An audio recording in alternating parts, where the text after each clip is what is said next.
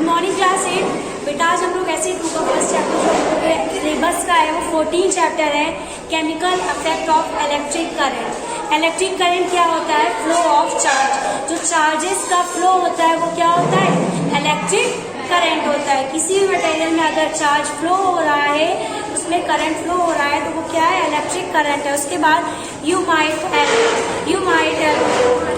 शान, your elders might have questioned you against touching an electrical appliance with wet hand। आपने देखा होगा कि जो आपके घर में बड़े लोग हैं वो आपको क्या बोलते हैं? गीले हाथों से हमें जो स्विचेस हैं उनको टच नहीं करना चाहिए। वो ऐसा क्यों बोलते हैं? क्योंकि जो वाटर होता है, जो टैप वाटर है, वो एक गुड कंडक्टर ऑफ इलेक्ट्रिसिटी है। और जो इलेक्ट्रिसिटी के गुड कंडक्टर होते हैं उसमें क्या होता है? करंट बहुत जल्दी फ्लो होता है। तो अगर हम लोग वेट हैंड से स्विचेस को टच करेंगे और अगर वहाँ पे वायर खुला हुआ है तो हमें इलेक्ट्रिक करंट लग सकता है, इसीलिए हम लोग को वो लोग मना करते हैं। उसके बाद but do you know why it is dangerous to touch? तो ये तो हम लोग ने एक्सप्लेन कर लिया। We have learn earlier that the material which allow electric current to pass through them are called good conductor of electricity। हम लोग ये चीज पहले भी पढ़ चुके हैं। वो मटेरियल्स जिनमें से इलेक्ट्रिक करंट इजीली पास हो जाता है वो क्या होता है? Good conductor of electricity. जिसका एग्जांपल क्या हो जाएगा? मेटल, कॉपर, ठीक है, वाटर, मेटल, कॉपर, ये सारे क्या है? गुड कंडक्टर ऑफ इलेक्ट्रिसिटी है। On the other hand, material which do not allow electric current to pass through them, दूसरी तरफ वो मटेरियल जिनमें इलेक्ट्रिक करंट पास नहीं हो पाता है वो क्या होते हैं? पुअर कंडक्टर ऑफ इलेक्ट्रिसिटी या फिर इंसुलेटर्स। ओके, जिसका एग्जाम्पल आपको याद होगा क्लास 6 में हम लोगों ने एक टेस्टर बनाया था एक एक्टिविटी करने के लिए। वो टेस्टर में हम लोग ने क्या लिया था? स्क्रू ड्राइवर लिया था।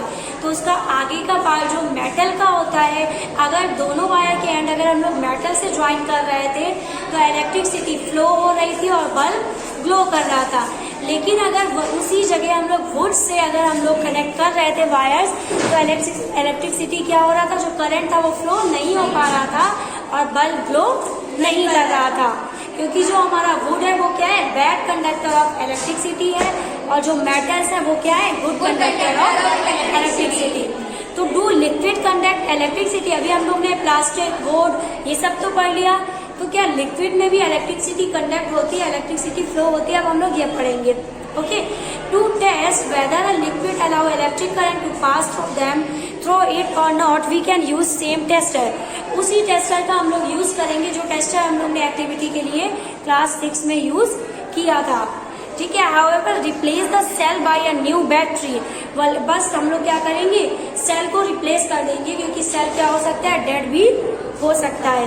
Okay, also before using the tester we should check whether it is working और नॉट। और यूज करने से पहले हम लोग क्या देखेंगे कि वो जो टेस्टर है वो वर्क कर भी रहा है या फिर नहीं कर रहा है। तो टेस्ट करने के लिए हम लोग क्या करेंगे? Join the free end of a tester together for a moment. जो फ्री एंड होते हैं टेस्टर के उसको हम लोग एक साथ ज्वाइन करेंगे 2 मोमेंट्स के लिए। This complete the circuit of the tester and bulb should glow. और अगर सर्किट कंप्लीट हो जाएगा, बल्ब ग्लो करने लगेगा, इसका मतलब वो जो टेस्टर है वो क्या कर रहा है? वर्क कर रहा है। और अगर फ्री एंड ज्वाइन करने से बल्ब ग्लो नहीं हो रहा है, इसका मतलब टेस्टर वर्क नहीं कर रहा है। और टेस्टर चेंज करने के बाद भी बल्ब ग्लो कर नहीं हो रहा है, इसका मतलब जो हमारे सेल है वो क्या है? डेड है। तो हम लोग सेल को भी चेंज कर देंगे। ओके, देन उसके आगे हम लोग क्या करेंगे? लिक्विड वाली एक्टिविटी करेंगे और देखेंगे लिक्विड में इलेक्ट्रिसिटी फ्लो होती है या नहीं होती है और कौन से लिक्विड में फ्लो होती है और कौन से लिक्विड में नहीं होती है। अब वाटर, अब देखो जो आपका टैप वाटर है वो क्या है? Good conductor of electricity. और जो डिस्टिल्ड वाटर है, डिस्टिल्ड वाटर क्या होता है? वाटर जो अपने प्योरेस्ट फॉर्म में होता है, बिल्कुल प्योर वाटर जिसमें बिल्कुल भी इम्प्योरिटीज पाई नहीं जाती हैं, तो वो क्या है? Bad conductor of electricity. और जो हमारा टैप वाटर है जिसमें थोड़ी बहुत इम्प्योरिटीज पाई जाती हैं वो क्या है? Good conductor of electricity. Water में क्या प्रेजेंट होता है? सॉल्ट प्रेजेंट होता है। और किसी भी लिक्विड में अगर सॉल्ट आयंस प्रेजेंट है तो उसमें इलेक्ट्रिसिटी फ्लो होगी। और अगर आयंस प्रेजेंट नहीं है, बिल्कुल इम्प्योरिटीज नहीं है, तो उसमें इलेक्ट्रिसिटी फ्लो नहीं नहीं होगी। ठीक है, तो स्टार्ट करते हैं activity 14.2। Collect a few small plastic और रबर कैप्स और डिस्कार्डेड बोतल एंड क्लीन देम। तो हम लोग क्या करेंगे, छोटी मोटी बोतल्स की कैप ले लेंगे, पोर 1 टीस्पून ऑफ लेमन जूस और विनेगर। उसमें हमें क्या डालना है, एक में हम लोग लेमन जूस डाल देंगे और एक में क्या डाल देंगे, विनेगर डाल देंगे। Bring the your tester over this cap and let the end of the tester dip into lemon juice. और फिर टेस्टर का जो हमारा एंड होगी उसको हम लोग किसमें डालेंगे, लेमन जूस में डालेंगे। और जो दोनों पॉइंट होंगे, जो दोनों वायर्स के दो पॉइंट होंगे, उसको हम लोग को कैसा रखना है, ऐसे रखना है कि वो 1 सेंटीमीटर के आसपास ही एक दूसरे से दूरी क्या हो, 1 सेंटीमीटर से ज्यादा ना हो, और सेम टाइम में वो दोनों एक दूसरे से टच भी ना करें। क्योंकि आप लोग पढ़ चुके हो, अगर पॉजिटिव और निगेटिव दोनों वायर्स एक दूसरे से टच हो जाते हैं तो क्या होता है, शॉर्ट सर्किट हो जाता है। तो दोनों ज्यादा दूर ना हो लेकिन टच भी ना करें, हम लोग को ऐसे डालना है। तो जब हम लोग को क्या करना है, एक जो वो हमारा है पॉट में, उसमें क्या लेना है, लेमन जूस लेना है और एक में विनेगर लेना है। लेमन जूस क्या है, एसिड है, उसमें क्या होता है, सॉल्ट प्रेजेंट होता है। जो क्या होता है, लार्जर अमाउंट में सॉल्ट प्रेजेंट होता है, तो वो क्या है, एक गुड कंडक्टर ऑफ इलेक्ट्रिसिटी है। विनेगर भी एसिड है, लेकिन वो क्या है, उसमें बहुत ही स्मॉल अमाउंट में, एसिडिक जो नेचर उसका बहुत स्मॉल अमाउंट में होता है, उसमें जो सॉल्ट आयन है वो बहुत कम प्रेजेंट होते हैं, जिसकी वजह से वो क्या है, पुअर कंडक्टर ऑफ इलेक्ट्रिसिटी है। तो उससे करंट फ्लो होगा, थोड़ा बहुत वो ग्लो कर सकता है, लेकिन अच्छा कंडक्टर नहीं है, इसकी वजह से उसमें करंट पूरी तरह से फ्लो नहीं हो पाएगा। जबकि जो दूसरा है जिसमें लेमन जूस है, उसमें करंट इजिली फ्लो हो जाएगा, क्योंकि वो क्या है, गुड कंडक्टर ऑफ इलेक्ट्रिसिटी है। Okay, when the liquid between two ends of the tester allow the electric current to pass, the circuit of a tester become complete. तो अगर हम लोग उसमें इलेक्ट्रिक करंट पास हो रहा है तो मतलब जो हमारा सर्किट है वो क्या हो गया है, कंप्लीट हो गया है। The current flow in the circuit and the bulb flow, जिसमें क्या होगा, सर्किट में करंट फ्लो होने लगेगा और हमारा बल्ब क्या करेगा, फ्लो करने लगेगा। When the liquid does not allow electric current to pass, the circuit of a tester is not complete. और अगर लिक्विड में इलेक्ट्रिक करंट पास नहीं होगा तो जो हमारा सर्किट है वो कंप्लीट नहीं होगा और बल्ब ग्लो नहीं करेगा। In some situation, even though the liquid is conducting, the bulb may not glow. कभी कभी होता है कि अगर हमारे लिक्विड में करंट फ्लो हो रहा है लेकिन तब भी बल्ब ग्लो नहीं हो रहा है, जैसे कि तो इसका रीजन क्या है, रीजन ये है,